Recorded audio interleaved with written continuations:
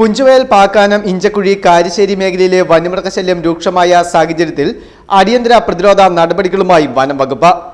പ്രദേശത്ത് പുലി, ആന, കാട്ടുപോത്ത്, കാട്ടുപന്നി തുടങ്ങിയ വന്യമൃഗങ്ങളുടെ ശല്യം കാരണം ജനജീവിതം ദുസ്സഹമായ പശ്ചാത്തലത്തിലാണ് ജനപ്രതിനിധികളെയും പ്രദേശവാസികളെയും പങ്കെടുപ്പിച്ചുകൊണ്ട് വനം വകുപ്പ് അടിയന്തര യോഗം ചേർന്നത്.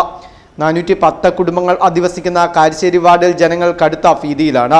നിരവധി വളർത്തുമൃഗങ്ങളെ വന്യമൃഗങ്ങൾ കടിച്ചുകൊല്ലുകയും കാണാതാകുകയും ചെയ്തതോടെ പുലി ഭീതിയിലാണ് നാട്ടുകാർ.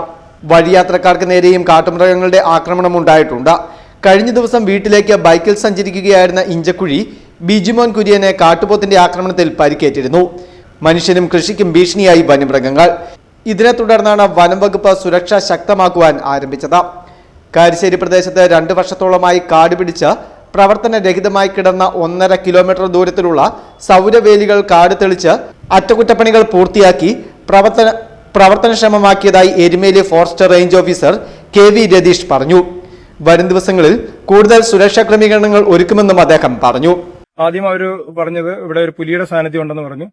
അപ്പോൾ നമുക്ക് കഴിഞ്ഞ ദിവസങ്ങളിലായി പുലി പല സ്ഥലങ്ങളിൽ വീടുകളിൽ നിന്ന് പട്ടികളെ എടുക്കുന്നതായിട്ടാണ് ഇവിടെ നമ്മുടെ ഇപ്പോൾ ഒരു പൊതുയോഗത്തിൽ അഭിപ്രായം വന്നത്.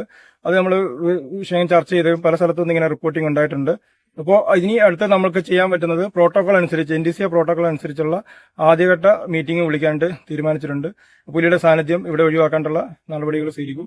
പിന്നീട് വന്നത് ഫെൻസിങ്ങിന്റെ ഒരു വിഷയമാണ്. ഫെൻസിങ് ഇവിടെ ഒരു 1.5 കിലോമീറ്റർ ഫെൻസിങ് ചാർജ് ചെയ്യാൻ പറ്റാതെ കാട് പിടിച്ച് കിടക്കുന്നുണ്ട്.